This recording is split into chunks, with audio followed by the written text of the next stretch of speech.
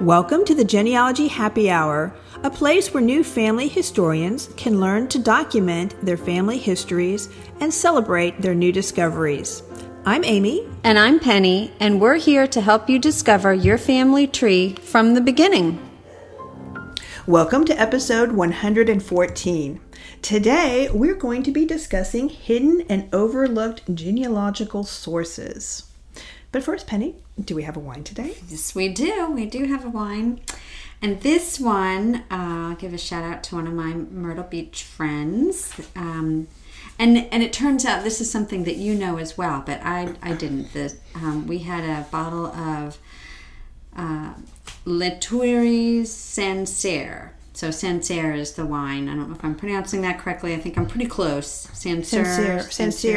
From Burgundy. Mm-hmm. It's a dry white wine. This was a Sauv Blanc from France's Upper Loire Valley. I do love the Loire.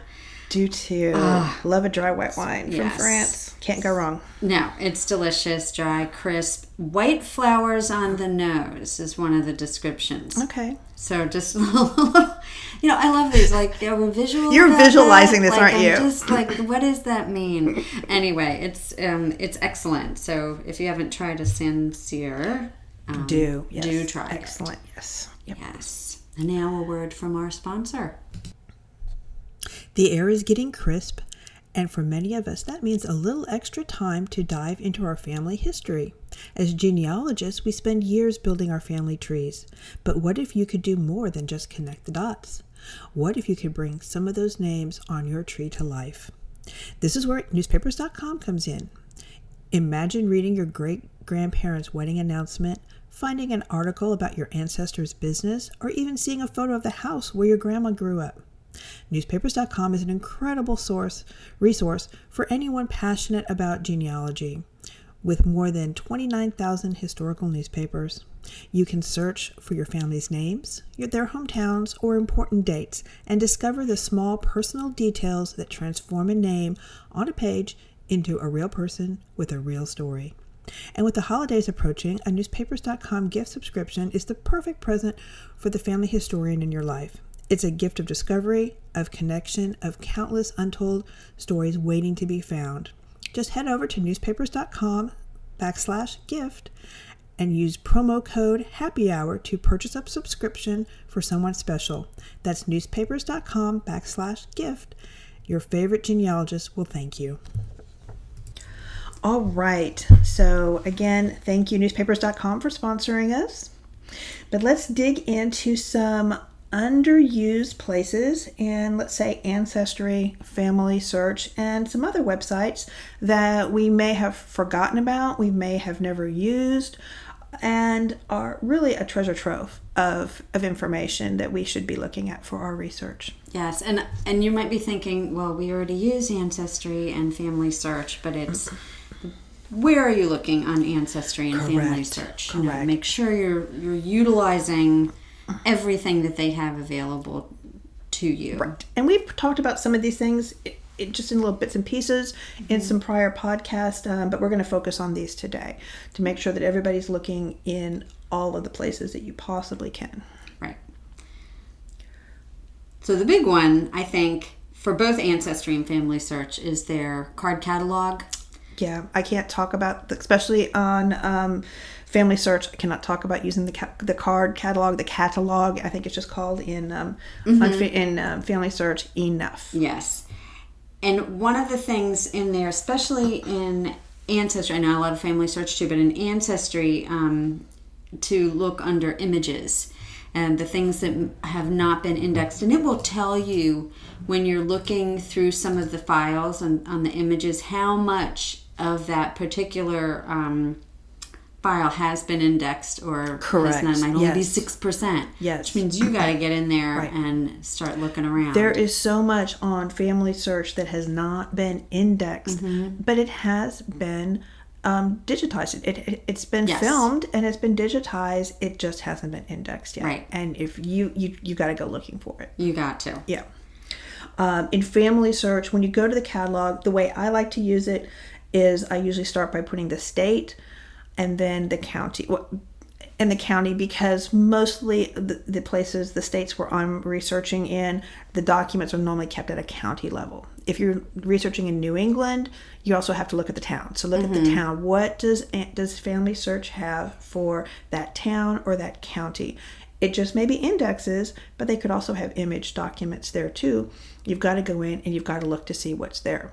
Sometimes you go in and you're like, oh, well, no wonder I'm not finding anything, because they don't have anything here within the time period that I'm looking for this particular location. So I need to go elsewhere and find I need to go elsewhere, go more local probably to try and find that. I've tried to search too, also using the location, but using another keyword in there, like occupation, to that specific area, and documents will come up. A lot of railroad documents. Yes. Who worked on the railroad. Yeah. If your ancestor was a photographer, that's a big one that comes up. So there might be something in there specific to people that worked in the field that your ancestor worked at in that area. So you could put that keyword in there. I just did occupation, but it will list everything that they have for that particular location, including any compiled genealogies that people have sent them. Now they're probably not going to be imaged, so you're going to, but they'll say, well, it's available at the Family History Library, but they have it there, and you can always have it sent to one of the local family history centers. Yes, I did notice that there was a book I wanted, and of course it's a book. It's at the Family History Center. Yep. But it did tell me there's a copy of it not too 195 miles away from here, up at Florida State University.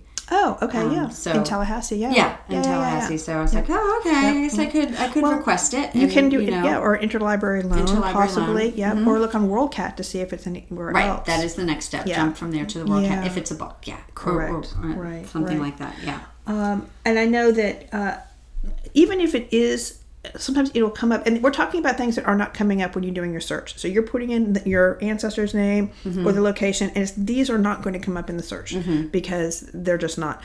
I think 2 episodes ago, in episode 112, we talked about the full text search in Family Search. That's when it's going to look for, and again, but it's not looking for everything they have in there. It's just going to be looking for some stuff that's not indexed in that search. So you've got 2 different searches that you're doing already, plus you're looking in the catalog, and then sometimes things will come up and it will be indexed, but you can't see the image. It says the image is only available at the Family History Center or a sharing library. And I will tell you that my daughter lives in Atlanta and in the Atlanta area, and there is a shared library but a few miles down the road.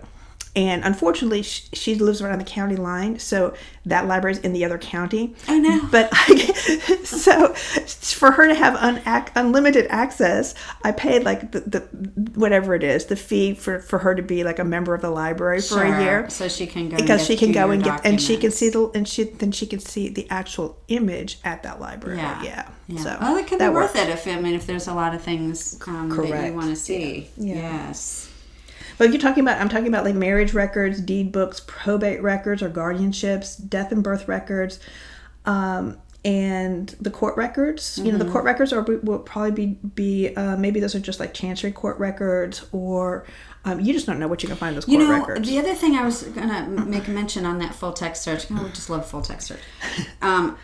When you're looking for somebody, and you normally just put in the name, if there's other people that you are looking for in conjunction with that person, put both those names and put them in parentheses, and then those specific documents will pop up, because I've had that happen where I put in John Burke, I'm just using him, it wasn't him, but a very common name, and you get a ton of stuff, but I really wanted to see like him and his 2 neighbors or something, so I have to put all their names in, and then bingo, I got found documents that I hadn't seen before, because I hadn't put those parameters in. Those different names in. And the other thing I should mention really quick on the the full text search. I know in episode 112 we talked about how you could get to it because it wasn't easy to find. Just this weekend I saw that they have actually added the full text search to the search drop down menu now. Yes. So you can get to it. It's, I don't know if it's still beta or not, but it doesn't seem like it's probably It's right there. It's right there, yeah. So it's much easier to find now. But no, I would definitely encourage you. Now, the other thing I will caution you on, and something that's I'm super frustrated with, is I don't know what the family search, sometimes they have limited agreements they're time limited on some of these documents. They used to have Cuyahoga County, Ohio marriage records on there going all the way into like the 70s.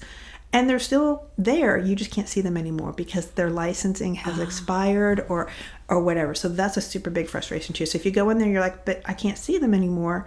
It could be because their agreement with the county or whatever has expired. Sure. So But yet they're dangling them out there. they are dangling them there. But you can still get the record, but you just have to write to Cuyahoga, the county, and get it. So, but other times, you'll go on there and you'll go, oh my gosh, they hardly have anything for this particular little location. And so I'm like, okay, well then this is not the right database, or I need to be looking elsewhere. So you can kind of quickly see what their collection has. Yes. And I think it's worth it in both the card catalog and the catalog, on both those sites to check often what's new. Correct, because they change. Yeah, every month they're putting out new things. Correct. And it might be something that you're looking for, and you want. Right. They don't usually put out a big blast like here's all the 50 million things we've just added. Right. So. Right. On Ancestry, I like using the catalog when I want to narrow. I just want to look for Social Security death indexes, or I just want to look for railroad records, or when I just want to narrow my the results down. And just look for those. Like I just want to see everybody whose birthday was this date in Social Security death index, because I'm having a hard time finding this person, rather than get all of that general the long list and pages and pages and pages of parameters that kind of match but don't always match. Yeah. So yeah. So definitely drill down into that. What else you got on your list? The Family Wiki. I think the Family Search Wiki is something that I use a lot. It's similar to using the Red Book or the NGS state books, because you can go there and quickly see what that state has collected, the dates. When did they start requiring death records at the state level versus the county level? You can drill down into the county and see when did the county keep these records, or what records, and then what records are available for that particular county or that state or that city. And it goes beyond just the Family Search library, but it will give you actually links to, especially in Europe, it will give you links to, you need to be looking at this particular website, and that's where those records might be kept. So It's a great start, especially if you're frustrated, because you could put the name in 1,000 times and you're going to get the same thing back again. Yeah. So, are you looking for something that doesn't exist? If you're looking for a Kentucky birth record in the 1880s, you're never going to find one, because they were keeping them. A little bit prior to that, the counties were, and then after that, they were. I think the state started keeping them in 1911. But, so stop looking for birth record in Kentucky, because you're not going to find that. Yeah. And that's going to give you an easy way to see that. Yeah. One thing I like are city directories, and I know we've talked about city directories before, but for a multitude of things, not only just, where your ancestor lived, you'll get their occupation. You might find ads in there for local businesses, like I'm still going back to Donovan Drugs, and there could be an ad in there about the drugstore, which could give me an address, that kind of, there's a lot of information in these city directories. Yeah. It'll even tell you if somebody's widowed. You can kind of narrow down a death year if you're missing something like that. So those are also such a great place to look. I think that something that's overlooked is archive.org. And there's tons of digitized records for free on archive.org. And I know that the organization Reclaim the Records, when they have successfully legally gotten access to records from different states, because they go and they want to they will go as far as suing a state to get records for genealogical purposes. They will store all of their records up there on archives.org, and it's a great website to look for records. Yes. Of course, we always have newspapers, and that's like a general. But if you really want to drill down, you've got Percy, which I don't use too often. You probably use it more than Percy me. is a great tool to locate. And now you're really getting down to the nitty gritty here about looking for articles that are in published journals, public publications of any kind. Even I think some of the state publications are there. They do have a surname search, but really it's more, you're looking for localities. You're looking for articles about locations during a certain time period, and they have them all there. And then they'll also tell you where that particular publication is located. So they'll tell you the repository that you need to go to, whether it's their repository or another repository for you to actually locate that article. Then you can contact them and get a copy of the article. You can't see the actual articles on there. It's kind of like a WorldCat. Sure. But just for genealogy. So, right. And the Allen County Public Library put that together. The Genealogy Center has put that together. I think it's the world's largest collection of genealogical publications. So it's for articles for publications. So 3 million or something like that. It's crazy. Yes, and of course, libraries. We love libraries. You get the local library. They can be very helpful. The library, yes, local librarians are very underutilized, I think, because they really do want to help, and they have some stuff there that you got to go into their card catalog and look, and then they'll be happy to help you. Right, and see what they have online. Right. And there's always Google Books. I've found things on Google Books Google Books is right. that are digitized that you can get into. Some things you can't, but then it'll all be helpful. Like, you could purchase it here, or it's at this library. The Hathi Trust is also another great place to look. For it, yes, for collections of publications. And then the land maps. I think hopefully everybody knows about the Bureau of Land offices and the local government land mapping. Right. We need to take a look at those. We need to look for land grants and deeds, so we can, and then sometimes they even have, your ancestors' names are written on there. So we need to get down to that level of mapping. Absolutely. How about some little stranger ones, like state legislative journals and reports? Now, a few, I don't remember which episode it was, but I used the Florida State Legislative Journal because my second great uncle had been murdered here, and then the guy who murdered him had petitioned the state for clemency, and he ended up getting clemency, and that was written into the state publications. So things that you're not thinking about. Well, those are also good too if you are trying for legal things, like what age in that particular state was it legal for somebody to get married, and so if you can look at those statutes for that time period, then you can determine, okay, well, maybe this isn't my family because these people are too old, or these they couldn't have been married during this time period because they were too young, or I need to look for a parent's authorization or something like that. So those are good too. Yeah. You mentioned, or I think we both mentioned railroads records before, Railroad Retirement Board records. If your ancestor worked for the railroad, and if somebody worked for the railroad and they got a railroad pension, they won't have a Social Security. So, if they don't show up in Social Security, maybe they're in the railroads. Yeah, another great place to look.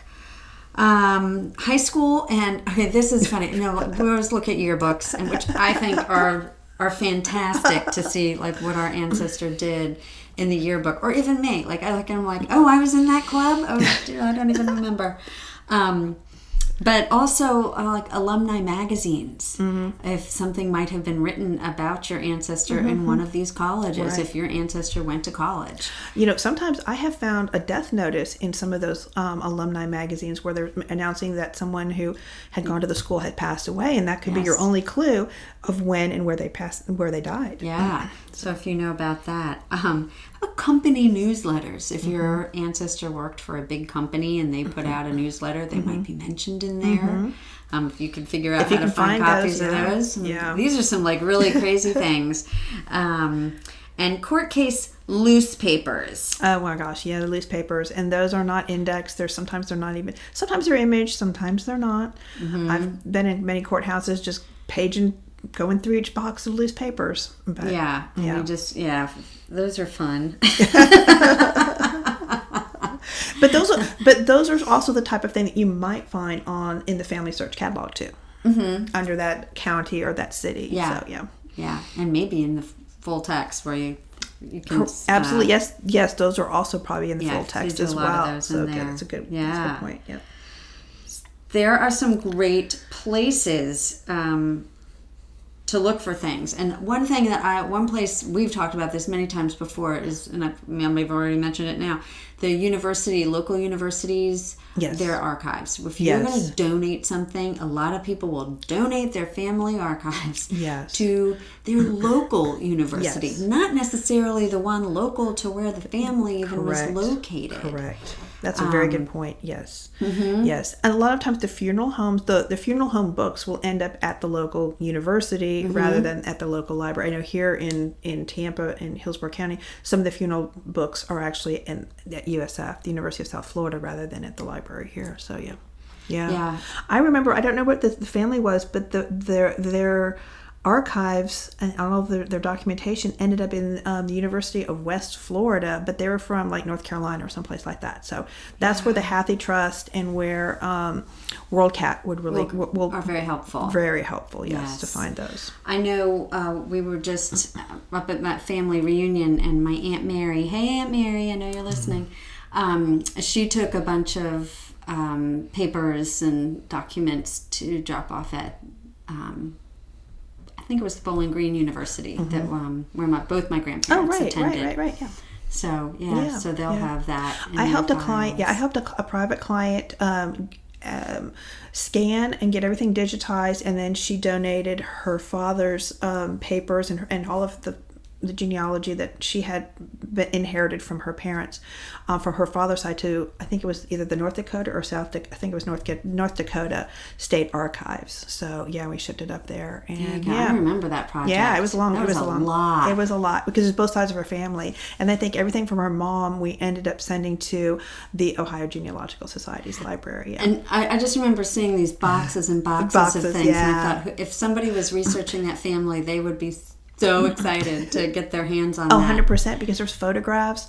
The family was from Bohemia, from what is now the Czech Republic, that area, and they had immigrated to the Dakotas. So it was really cool. Yeah. So, but it was very interesting, a lot of fun, but it was a lot of work too. Yeah. But so worth it. Yeah. So I think our whole message is you've got to really think beyond, of just the typical putting the name in and hitting search. We can't just do that. It's a great place to start, but you've really gotta drill down into this. And I think also the one thing that, again, is reaching out to family members or even people that aren't family members, people that are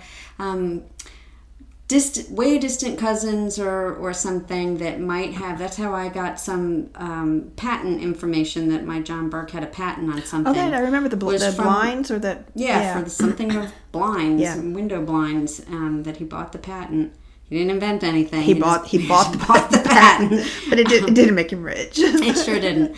But that information was in somebody's attic, and I can't even. It's been years now. I can't remember how we connected, but it's a distant relative, and reaching out and emailing, and they're like, "Oh, I have this. This might be of interest to you." Like, it is. Thank you. So Yeah, reach out and share, because you may have things that they haven't seen or don't have.